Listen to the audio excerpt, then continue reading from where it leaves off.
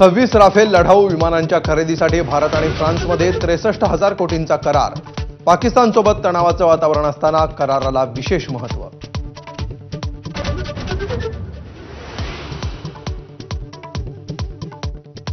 भारत पाकिस्तान वादाच्या पार्श्वभूमीवर इतर देशांकडून मदत। भारताला स्वीडननं दिलं काल गुस्ताफ रॉकेट लॉन्चर।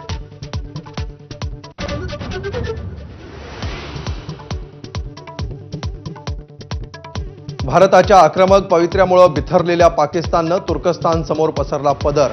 लष्करी सामुग्री घेऊन तुर्कस्तानचं विमान पाकिस्तानमध्ये दाखल।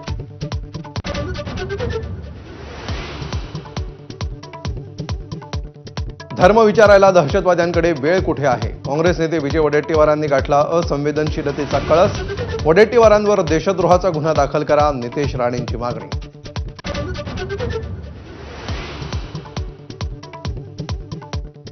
पहलगाममधील दहशतवादी हल्ल्यादरम्यानचा नवा व्हिडिओ समोर। पर्यटकाच्या कॅमेऱ्यामध्ये गोळीबाराचा थरार कैद।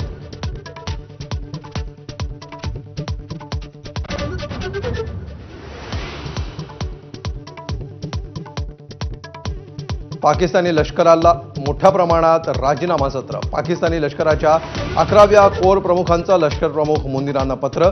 भारताशी निर्माण झालेल्या तणावावर ठोस धोरण नसल्याची तक्रार।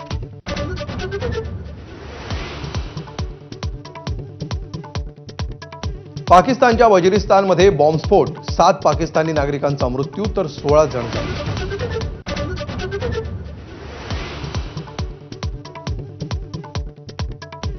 बैसरान खोऱ्यामध्ये ड्रोन हल्ला करण्याचा कट होता। तपासात धक्कादायक माहिती उजेडात। हल्ल्यावेळी फोटो आणि व्हिडिओ काढणाऱ्यांची NIA कडून कसून चौकशी।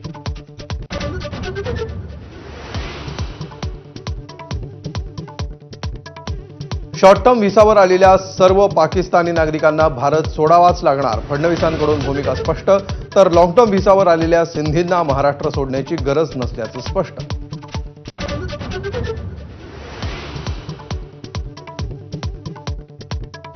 पाकिस्तानी क्रिकेटपटू शाहिद आफ्रिदीच्या उलट्या बोंबा। भारतच हल्ले घडवून आपल्या लोकांना मारतो असं म्हणत अकलेचे तोडले तारे, तर ओवेसींनी उडवली आफ्रिदीची खिल्ली।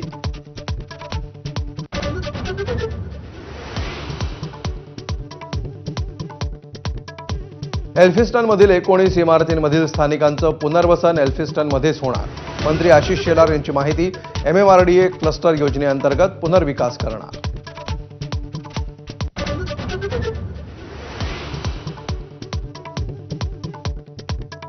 युरोपातील स्पेन, पोर्तुगालसह अनेक देशांमध्ये ब्लॅकआउट। इंटरनेट सेवाही ठप्प, तर विमान सेवाही विस्कळीत।